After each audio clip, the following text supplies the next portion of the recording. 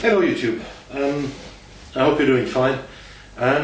This is a follow-up onto the sleeping bag and sleeping mattress that I had, because I completely forgot one major item that I like taking with me in terms of comfort, and that is my sleeping pillow. Now this is the Urban Escape. It's a Hultafors thing. It's very cheap. I think it's less than a tenner, and you get a pretty decent sized, stuff bag with a, a pillow in it. And obviously, it's not what you would call your home pillow with orthopedics, in it, but it's quite decent in terms of what it does. Basically, you just open the valve and let it, inflate, and you get a decent sized one. And if you really want to speed up the process, you can pull on it, and then you do this.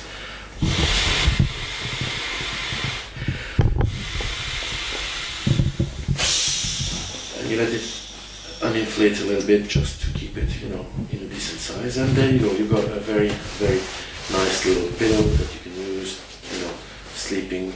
It's got these small dots that will allow it to avoid actually slip inside the sleeping bag, and then you put your head there and you sleep a lot more comfortably. Now this is, as I said, it's a small inflatable sleeping pillow. It's as I said, less than a tenner. I can't remember how much I paid for it, but it's very decent. Now, one of the other items that I wanted to talk to you about is this. This little baby is a Hultafors. It's an Agdor made by Hultafors in Sweden, and I think it's the small forest axe. I never understood the buzz around the Gransfors. I know that Leonie recommends it, but this is also Swedish steel. This is hickory. I've never used it actually in the forest, but I've tried it on a couple of, shall we say, a couple of logs, and it does work very well. This is a lanyard that I made out of a jute cord, just for the purpose of hanging it so that it doesn't make contact with the ground. It comes with this. It's not, when it comes, the way it gets delivered, I wouldn't call it to be razor sharp.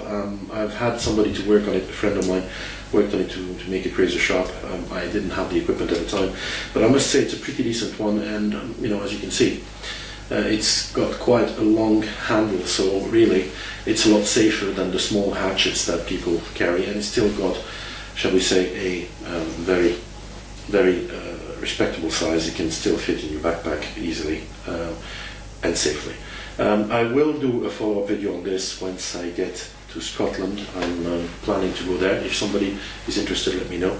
I'd like to go there during this winter to try all that equipment that I've got, and maybe spend an overnight there, have a couple of steaks on the fire.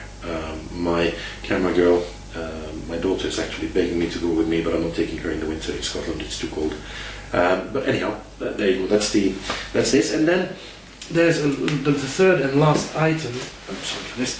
Is actually a very interesting pair of gloves that I bought from a website which is called Contact Left. Now this is I can't remember the name of the lady and the gentleman that run the shop, but these are extremely decent gloves. Definitely not for the winter, but in terms of comfort, usability, feeling that you get when you use these gloves, you still have got a pretty decent amount of feeling, and the price is very good. I can't remember the price, but if you go to the website contactleft.co.uk, contactleft.co.uk or contactleft.com, I can't really remember. I'll put that in the description later on. You'll see that they've got very decent type of equipment, and they are actually very comfortable, and they are cut in such a fashion that they literally stick to your hands, and at the same time they're very comfortable, for carrying, sewing using the, the axe or whatever bit of equipment. That's Contact Left. Check them out. They've got quite a lot of equipment there. Very interesting for the forces and for people like me that like the great outdoors. And as you can see, it's a very good quality, and you get a very good deal. Don't forget, Contact Left. Again, Merry Christmas, Happy New Year, and I hope to see you soon. Have a nice day, YouTube.